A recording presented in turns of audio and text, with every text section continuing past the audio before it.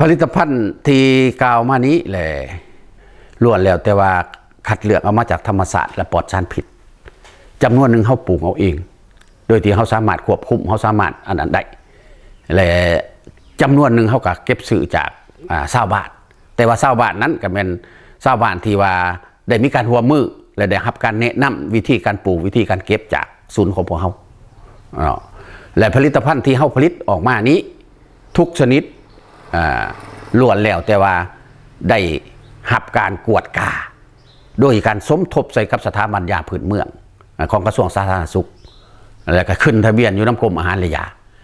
หมายว่าทุกๆผลิตภัณฑ์ที่ออกมาถึงว่าจะเป็นซ่าจะเป็นสบู่จะเป็นเครื่องใส่ต่างๆนี้ล้วนแต่ไปการกวดสอบถึงพิษที่ตกค้างหรือว่ามีผลข้างเคียงในการปูส้มใส่ต่างๆบรรดาทานปูส้มใส่มีความมั่นใจว่าผลิตภัณฑ์ของศูนย์ส่งเสริมผลิตภัณฑ์ปลอดสารพิษนี้มีคุณภาพรับประกันทางด้านความปลอดที่ตกค้างอันนี้เนี่ยถ้าเราขอยังยืนว่ามีการรับประกันอย่างแน่นอนและผลิตภัณฑ์ของเขาที่เอาไปวางแสดงอยู่ญี่ปุ่นหรือว่าไปวางแสดงอยู่เกาหลีหรือว่าไปต่างประเทศล้วนแล้วแต่เอาไปกวดกาอยู่ประเทศที่เกี่ยวข้องโดยเฉพาะไปญี่ปุ่นคือเฮ็ดหมื่นปีและซ่าต่างๆนี้ก่อนจะไปวางแสดงญี่ปุ่นนี่ญี่ปุ่นจะต้องทรงวิชาการของเขาจะมากวดกาเบิ่งการผลิตของเขาเบิ่งวัตถุดิบของเขาแล้วเอาผลิตภัณฑ์เขานี่ไปกวดกาอยู่บ้านเขาอีกจนเขาสามารถกวดผ่านแล้วยั่งยืนได้แล้วเขาจึงให้เขาเอาไปวางแสดงและไปจำหน่ายได้อันนี้แหละผลิตภัณฑ์ลาบปลอดสารพิษนี้ขอยืนยันว่ามีคุณภาพบรรดาทานผู้ที่ส้มใส่เรือต่างๆนับแต่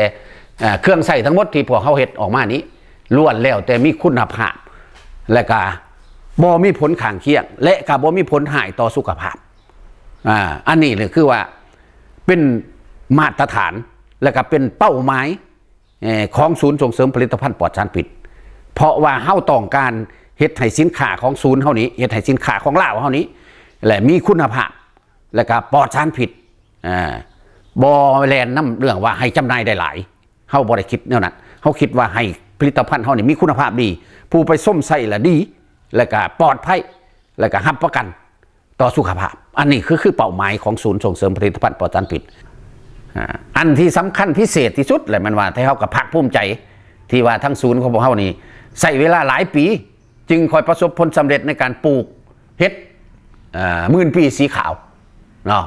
ซึ่งแม้ว่าเห็ดสีขาวนี่ก็เป็นเห็ดที่หายากตามธรรมชาติก็พูดว่าหายากอยู่แล้วอันนั้นอันที่เห็ดหมื่นปีนะดังนั้นก็มีคนต่างประเทศมาเบิ่งก็เห็นเขาก็ย่อว่าโอ้เห็ดได้ดีหลายว่าสันซะและในเห็ดหมื่นปีสีขาวนี้มันก็มีคุณประโยชน์ที่ดีสำหรับเห็ดหมื่นปีสีขาวเพราะว่าเห็ดหมื่นปีสีขาวนี้ตามสูตรตำรา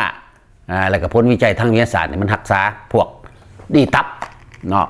รักษาปกป้องตับเฮ็ดให้ตับแข็งแรงเฮาก็หวังว่าการจะได้รับการ ยืนยงอยู่ได้เนาะผลิตภัณฑ์ลาวจะได้เป็นที่ยอมรับของต่างประเทศได้ก็แม่นคนลาวเฮานี่แหละสิเป็นผู้ช่วยสุกยู่ส่งเสริมนำไส้ส้มไส้ผลิตภัณฑ์ที่พอเขาเฮ็ดออกไปถ้าว่าไส้แล้วอันไหนที่มันบ่คักบ่แน่มันบ่จบบ่เหมาะสมก็ส่งข่าวให้ไทยเฮาเอิ้นว่าขอให้พวกทานคนลาวเฮาผู้ที่ส้มไส้เป็นแวนแย่งให้เฮาจังสิฮู้ว่าเฮาสิปรับปรุงแนวใดอันนี้แหละสำคัญที่สุดฝากไว้ถือว่าฝากไว้นำคนลาวเฮาทุกคนถ้าหากบ่จังซั่นลาวเฮาสิบ่มีผลิตภัณฑ์สินค้าอันนี้คือเป็นหน้าที่เป็นห่วงที่สุดว่าเวลาเข้าร่วมกันแล้วลาวเฮาบ่มีสินค้าและมีสินค้าแต่ของต่างประเทศเขาเฮานี่สิด้อยเนาะเฮาสิด้อยดังนั้นฝากไว้นำคนลาวเฮาว่าเฮ็ดแนวใดเฮาสิมีสินค้าเฮาสิมีผลิตภัณฑ์บ่ว่าแต่ของผลิตภัณฑ์ปลอดสารพิษดอกของลาวเฮาที่ว่าคนคิดขึ้นมาได้นะมันจะยืนย่องอยู่ได้นี้ย้อนการส้มใส่เนาะย้อนการส้มใส่ย้อนการสนับสนุน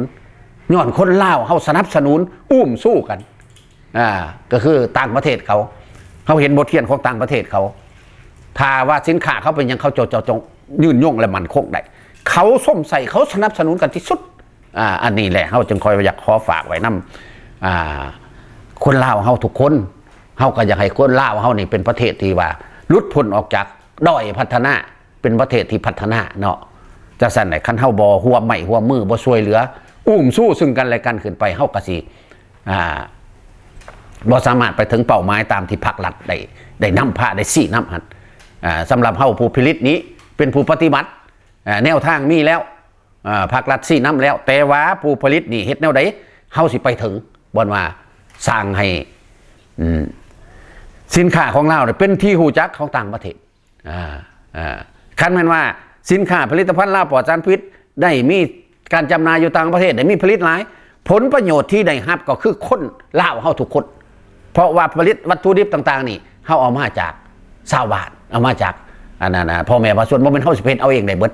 เฮาก็ปลูกจำนวนหนึ่งซื่อๆผู้ที่มีรายได้แท้แก้ไขได้มีรายได้อะไรมันคนลาวแม่นชาวชนบทจะได้รับเนาะแหละมันมีรายได้ขึ้นแล้วเฮาก็มีพันธะต่อรัฐก็ได้ก็ไม่ได้เสียภาษีเพิ่มขึ้นอันนี้มันทุกอย่างนี่ถือว่ามันจะเฮ็ดให้การผลิตของเราเฮานี่ยืนยงและขยายโตไปอันนี้ถือว่าเป็นสิ่งที่เอกอ้างทะนงใจอันนึงว่าลาวเฮาก็มีผลิตภัณฑ์ที่ว่าสามารถไปแข่งขันกับต่างประเทศเขาได้อุปถัมภ์รายการโดยผลิตภัณฑ์ RX ไส้ขับลมลดพรอาการท้องอืดยึงท้องจุกเสียบผลิตและจำหน่ายโดยโรงงานผลิตยา KPN Pharma จำกัดผู้เดียวร่วมสนับสนุนรายการโดยโรงงาน VDK อุตสาหกรรมจำกัดสินค้าซาวลาวมาตรฐานสากลท่านผู้ชมสิ่งที่ทางรายการลาวผลิตของเราได้นำเสนอการผลิตจากศูนย์ส่งเสริมผลิตภัณฑ์ลาวปลอดสารพิษไปในมื้อนี้ก็แม่นอีกหัวหน่วยหรือว่ากลุ่มการผลิตหนึ่งที่ว่าก่อร่างสร้างโตขึ้นมาเพื่อเฮ็ดยากเฮ็ดให้ประชาชนลาวของเฮาหรือว่าพ่อแม่ประชาชนที่ว่าอยู่ภายในกลุ่มการผลิตนี้หลุดพ้นออกจากความทุกข์ยากและพร้อมกันนี้เพิ่นก็ยังมีเป้าหมายในการที่บอกว่าคนเฮาต้องพึ่งตนเองคุ้มตนเองและสร้างความเข้มแข็งด้วยตนเองเพิ่นจึงได้ยึดถือและสร้างผลิตภัณฑ์เรื่อยๆมาจนถึงปัจจุบันและปี 2016 ทางศูนย์ส่งเสริมผลิตภัณฑ์ลาวปลอดสารพิษก็พร้อมแล้วที่จะนำสินค้าหรือว่าผลิตภัณฑ์ใหม่ๆนี้ออกสู่สากลในการที่ว่าประเทศลาวของเราก้าวเป็นประชาคมเศรษฐกิจอาเซียนย่อมจะมีสินค้าเข้ามาสู่ประเทศลาวและประเทศลาวของเราก็จะสร้างสินค้าเพื่อจำหน่ายออกสู่สากลก็คือดังทางคำสิงห์สิงหาเทพเพิ่นได้สร้างผลิตภัณฑ์ใหม่ในปี 2016 นี้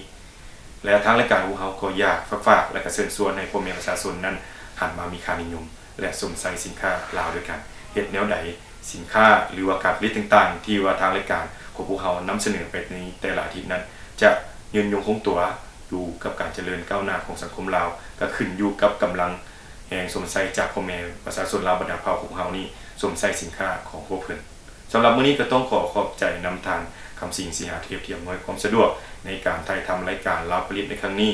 และขอบใจผู้อุปถัมภ์นั่นก็คือโรงงานเล็กวิคิเคอุตสาหกรรมจำกัดโรงงานผลิตยา KPN Pharma สำหรับมื้อนี้เวลาหมดแล้วขอลาท่านผู้ชมไปก่อนสบาย